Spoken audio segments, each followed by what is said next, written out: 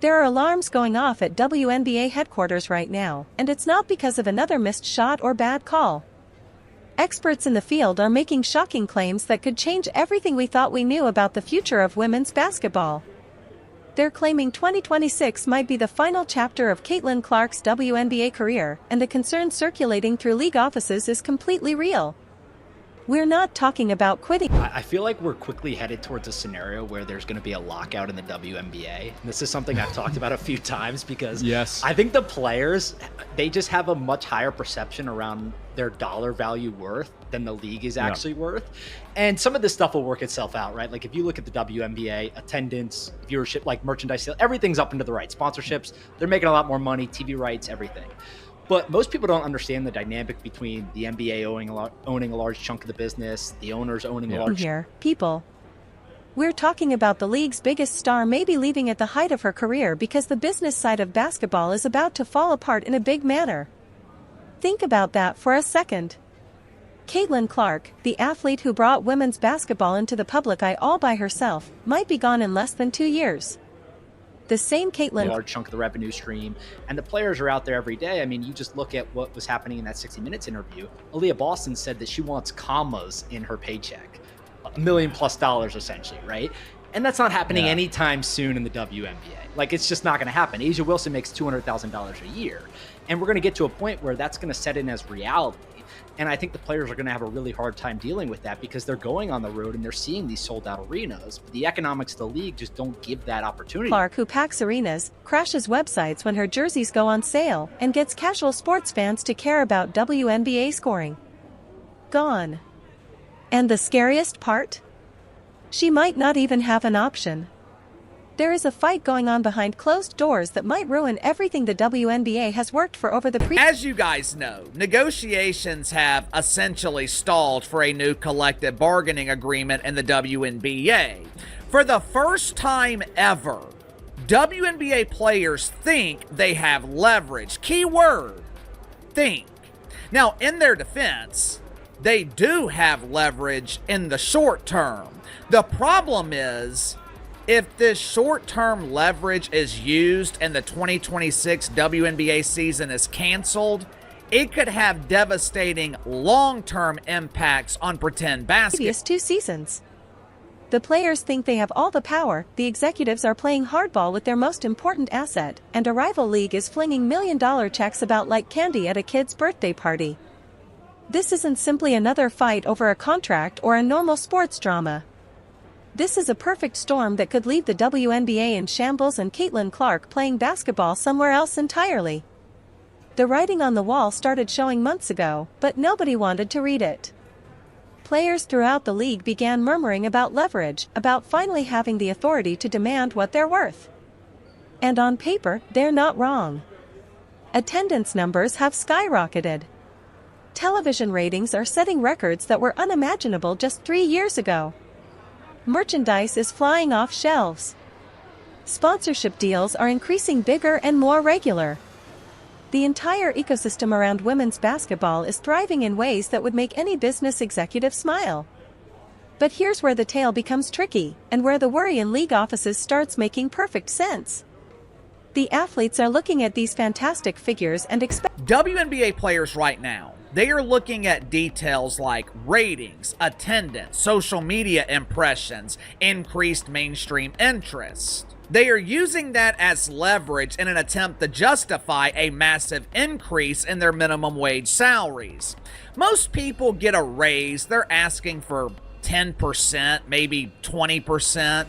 WNBA players, they are demanding to go from $150,000 pay that reflect the growth. We're talking about players like Aaliyah Boston coming on national television and stating she wants commas in her salary, essentially asking for million-dollar contracts. Meanwhile, the current highest-paid player in the league, A'ja Wilson, is getting roughly $200,000 a year. The difference between expectation and reality isn't just large, it's a canyon that threatens to swallow the entire league. The problem isn't that these players don't deserve more money. The problem is that the WNBA's financial base isn't equipped to absorb the kind of salary explosion the players are demanding. When you get into the data, when you look below the exciting stories about growth and success, you discover a league that's still fundamentally dependent on NBA subsidies and struggling to make consistent profits. According to players in the WNBA, we are owed this money. Pay us what we're owed. Pay us what we're owed. Yippee!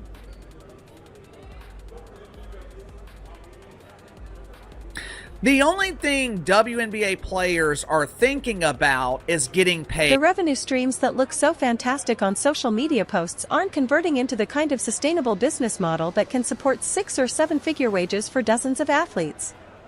This reality check is clashing headfirst with collective bargaining agreement negotiations that have practically stalled out altogether. For the first time in WNBA history, players believe they have actual leverage, and they're not backing down from their demands.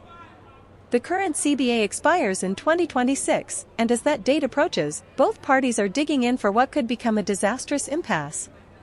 If these negotiations break down, if the two parties can't find middle ground, the 2026 season could be canceled outright.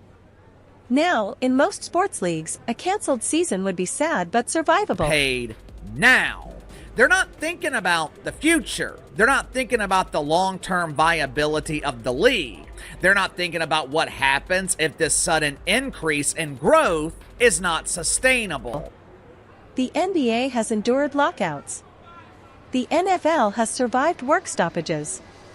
But those leagues have decades of established fan loyalty, many superstars who can shoulder the load, and brand recognition that goes deep enough to sustain occasional interruptions. The WNBA has none of those privileges. The WNBA has Caitlin Clark, and that's pretty much it when it comes to mainstream cultural impact. This is where the expert forecasts about 2026 being Clark's final year start making horrifying sense. Clark isn't just another talented player who happens to be popular. I brought this up, so I'm just going to double down on it. Nobody, and I mean nobody, is going to sign more than 1 year. Any free agent this year will not sign more than 1 year because of the CBA. When 2026 comes around. She's the entire reason casual sports fans even know when the WNBA season starts. She's the difference between games that draw a few 100,000 viewers and games that pull in over 1 million. When she's not playing, attendance drops considerably.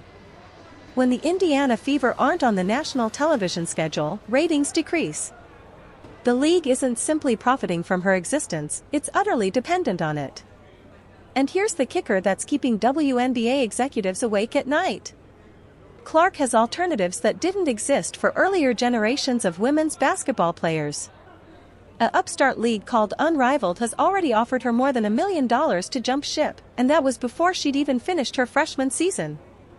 Players are making more money in 2 months playing for Unrivaled than they earn in an entire... The entire league will be free agents except for people on their rookie deals. I don't even know, like, how does that even work? I don't, to the GMs, like... GMs, assemble. Good luck. Yeah, it's going to be tough. WNBA season. The league positioned itself as player-friendly, giving not just larger compensation but also better treatment, more promotional chances, and shorter seasons that lessen wear and tear on bodies. The salary calculus alone should scare anyone who cares about the WNBA's future. Unrivaled is dangling 7-figure offers while the WNBA's maximum wage sits under $250,000. Even if the WNBA bows to pressure and increases salaries by 50%, they're still not even close to competitive. The only way they can keep Clark is by selling her on intangibles like legacy, like becoming the basis of something bigger than herself, like founding a league that will survive for generations. But you can't sell someone on the future when you might not even have a 2026 season to offer them. The historical precedence here is truly disturbing. In 2004, the NHL canceled a full season due to a labor conflict. That league had decades of history, entrenched fan bases across various nations, and television contracts that had been developing for generations. The lockout nevertheless hurt their brand for years later. Broadcast coverage was cut, advertisers pulled back, and it took the better part of a decade to restore the cultural momentum they'd lost. The WNBA doesn't have that kind of cushion. A canceled season wouldn't be a hiccup on the road, it would be a crater that the league might never crawl out of. Meanwhile, Unrivaled is making every possible attempt to position itself as the more appealing alternative for top-tier talent. They're announcing compensation raises, adding roster spaces, giving stars direct promotional responsibilities and equity holdings in the league's future. They're essentially assuring players like Clark that they'll pay more, demand less, and treat them like the primary attractions they actually are. For someone who's already carrying the enormous responsibility of being the WNBA's primary marketing weapon while earning a quarter of what her male peers do, that offer is immensely compelling. The actual tragic situation that nobody in WNBA leadership wants to face is what happens if Clark goes and Unrivaled doesn't survive long-term. It's absolutely feasible that she jumps to the new league, the WNBA suffers huge damage from a cancelled season or diminished interest, and then Unrivaled dissolves after a few years when the venture capital investment runs out. At that point, Clark would be looking at returning to a WNBA that's been irreparably weakened, with sponsors who've moved on and casual fans who've stopped paying attention. That's not leverage anymore, that's two burned bridges with nowhere left to play at the top level. The indicators of Clark's growing displeasure with the WNBA ecosystem are already obvious if you know where to look. She's dealt with an often nasty welcome from senior players who seemed more interested in putting her in her place than enjoying the attention she brought to their sport. The hard fouls were one thing, but the petty comments in press conferences and the general sense that she needed to prove herself to people who should have been applauding her for bringing new fans to their games created a climate that was unnecessarily toxic. If you're Caitlin Clark, you have to ask yourself why you're fighting through that antagonism for less money and more games when alternative options exist that promise better treatment and greater wages. The WNBA's basic error is handling these talks like they have the same leverage as the NBA or NFL. Those leagues have built-in fan devotion that can tolerate minor disruptions. They have numerous superstars who can handle the marketing weight if one player goes. They have decades of cultural importance that creates momentum even during weak moments. The WNBA has Caitlin Clark and maybe a couple of names that earn recognition during Olympic years. That's not a deep bench of cultural icons, that's a house of cards constructed around one irreplaceable foundation. The smart strategy would have been to lock Clark into a league-friendly long-term contract before these CBA negotiations even started. Give her enough money to feel valued without damaging the compensation structure, develop the marketing plan around her presence for the next 5 to 7 years, and use that stability to gradually establish the kind of sustained fan following that can support increased salaries across the board. Instead, pride and faulty mathematics seem to be driving league tactics. There's reportedly concern about setting a precedent where one player makes massively more than everyone else, even when that one player is essentially the reason everyone else is getting more in the first place. Clark's second year in the league has only proven her incomparable value. She's no longer the novice who might flame out or struggle with the professional move. She's proved that her effect is sustainable, that her capacity to draw crowds and television audiences isn't based on novelty or interest. She's weathered the targeting from defenders, developed a media presence that's bigger than the league's official channels, and proved that her presence alone alters how games are broadcast, how tickets are priced, and how defenses are designed. When she's in the building, the WNBA feels like a big professional sports league.